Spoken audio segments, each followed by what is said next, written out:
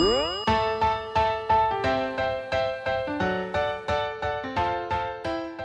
everyone, this is Kappy and you're listening to Just the Plate, a production of Beyond the Plate. Just the Plate is a short segment where chefs describe a dish or a recipe that is meaningful to them. Last week you heard from Rachael Ray. In that episode we discussed her brand new cookbook, which is available for pre-order now, called RR50. We discussed cook tracks and we discussed her 30-minute meals reboot. Not going to go into a bio for her. Hopefully you know her. If you don't, check out her episode from season 1, episode 1, or last week's episode if you missed that. But for now, we are doing an off-the-cuff pasta dish. She said, "What recipe do you want me to do, Kappy?" I was like, how about I write down 5 ingredients and you just create a dish on the fly? So that's what's happening. You're going to see how this mind that's created literally thousands of recipes works. So I hope you enjoy this. It's pretty fun. It sounds pretty delicious. I'm going to stop talking now. This is Just the Plate. So this is your Just the Plate What's episode. Grand X? Ground X. The world is your oyster. Oh, ground anything? Beef, chicken, lamb. So for Rachel's first Just the Plate episode, she did carbonara and it was awesome. And I actually got calls from people saying, "Hey, do you have video of her making that recipe?" And I'm like, no, I don't, because she wasn't making the recipe. She was just explaining to me in extreme detail. So we're going to do painstaking detail, I think. Amazing detail. So we were going to do another Just Plate episode right now. And Rachel said to me, "What do you want me to do?" And I said, maybe I'll write down a few ingredients and you create something on the fly. But then you started telling me about your crepe egg obsession. So maybe we'll do both. Okay. Or you could start with my chicken scratch handwriting that you love so much. Yeah, you got some beauty. You should have been a doctor, dude. Like, seriously. This is the kind of stuff where you look at their prescription and you're like, it's a good thing I can't read that because at least I can't be afraid of it. How does the pharmacist read a prescription? Like, I don't know. You know what I mean? Do they have special training? The doctor writes a prescription and I'm like, I don't know what the hell that says. If you go to school to become a pharmacist, they must give you some sort of training. It's like another language. It's all digital now anyway, probably, right?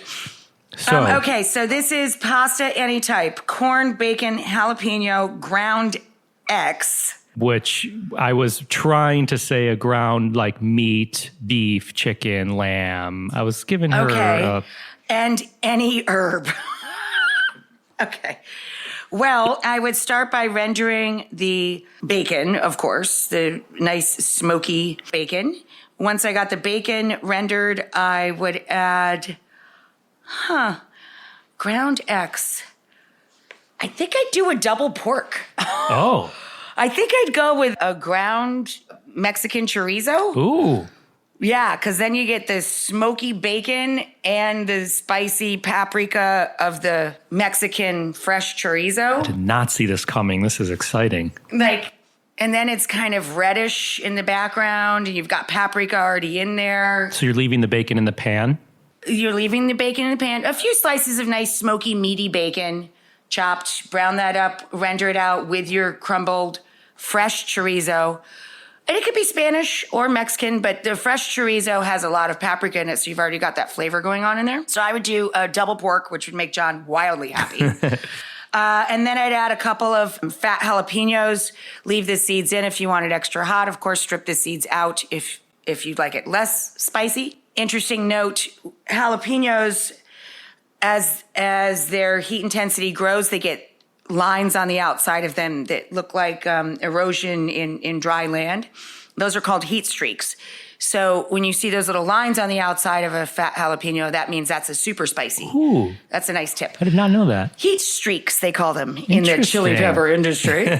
So I'd add in, a good amount, 2 or 3 jalapeno peppers. For a pound of pasta, I'd use probably just a 1/4 pound of bacon, fine diced, nice and meaty, and a 1/2 pound of chorizo. I mean, you don't want it to be so heavy and so greasy that nobody wants to eat it, right?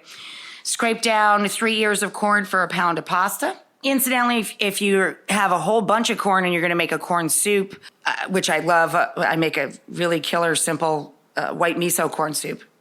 But I digress. Save those cobs because you can boil them up with the pasta, or you can boil them with the stock and have that nice sweet corn flavor in the stock itself. Anyway, you scrape the corn, of course, with an inverted small bowl inside a larger bowl to collect the corn. Scrape with a nice sharp knife down the sides of the corn, balancing it on the smaller bowl inside the bigger bowl. Add the corn to the jalapenos, bacon, and fresh chorizo. For me, I would put in 3 or 4 cloves of garlic, chopped, grated, or sliced. That was not on the list, but I'll give it to you. Well, I'm going to add whatever I want. You just said I had to use your stuff. You didn't say I couldn't add more stuff. Fair. And it needs green onions, so you need to put in scallion or green onions. Leeks or nice fat scallions. Separate the whites and the tops. If you use the scallions, throw the tops in last second or to garnish. Throw the bottoms in the get-go. The leeks, you can throw the whole thing in except the top couple of inches. Trim those down and the root end, of course. So I would add some green onion in there of some sort, leek or scallion. I think you're almost there now. And then any herb. Thyme would be great with some lime or lemon. Tarragon, slightly licoricey would also be really fun and interesting, and or basil. Tarragon and basil I think of as kind of interchangeable because they hit sort of the same flavor notes for me, faintly licoricey and kind of sweet. Or you could just go with lots of thyme. Thyme is great. Either way, you need acidity, so I would add lime juice or lemon juice to finish. If you want it sweeter and even richer, you could add a little cream or creme fraiche stirred in at the end. And pasta of any type is just that, pasta of any type. I would do a short fat cut to catch, something with spirals like a cavatappi or a fusilli or fusilli lunghi, like the curly cues that would catch the corn, or mezza rigatoni, something like that. And you can, if you're gluten-free, you can do corn pasta and double corn it up.